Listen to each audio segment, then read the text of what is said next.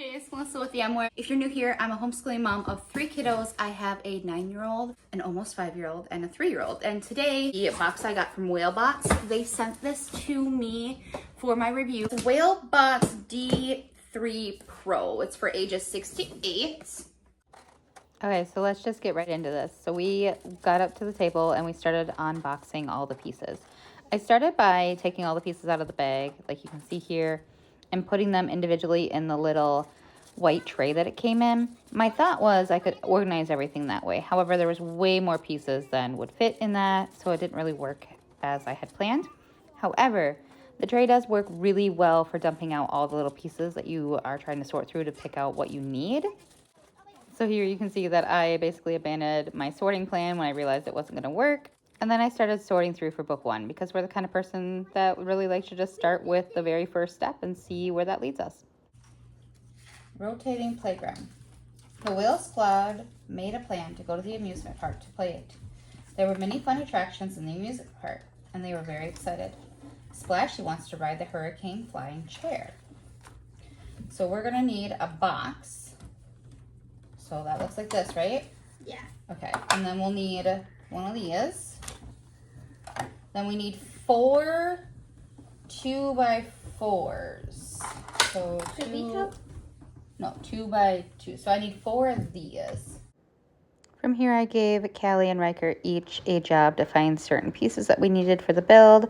And Emma was just more along for the ride. She's only 3. It was a little harder for her to distinguish some of the pieces from each other.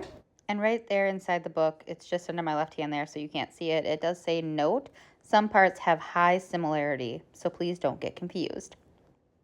And I did notice as we were going through it, we did actually mess up the little, it's like a 90-degree piece. There's 2 different types of those, and we did manage to pick out 4 of the wrong ones and have to go back in and find 4 of the other ones.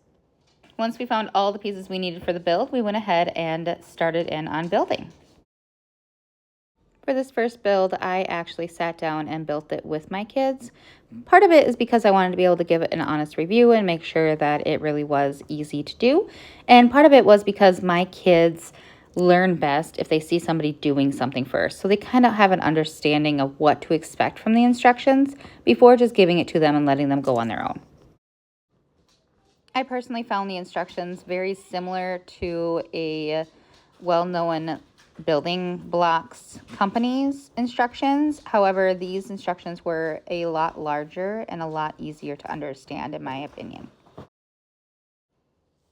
So I did notice in the instructions there was nothing in there that told me where to plug in that little cord at.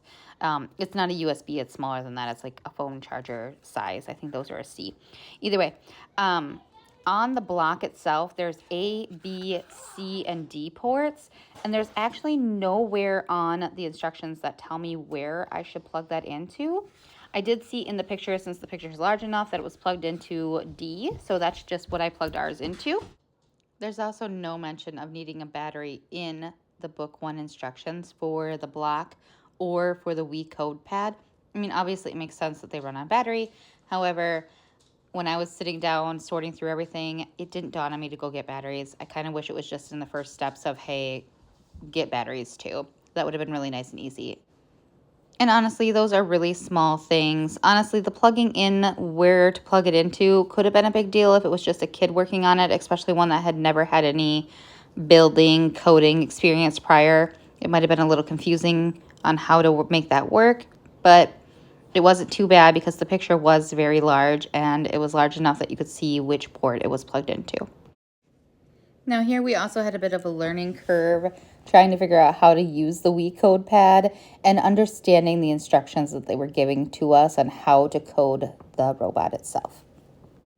So on the first 2 steps, it shows you exactly where to push by showing you a picture of the item and then a little finger on exactly which button to push.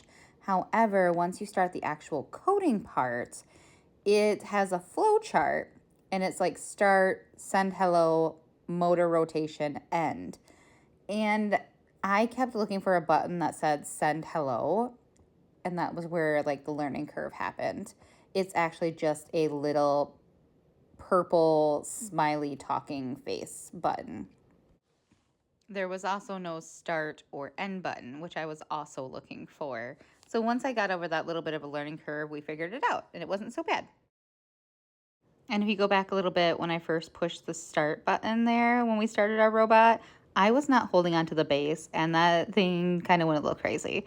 So learn from my mistake and hold onto the base before you hit the start button to have your program run and show you what it does. But this is the little hurricane seat swing thing that we made, and it actually was a lot of fun. The kids had a blast programming it themselves after this. They kind of made up their own programs, and they had a lot of fun with it.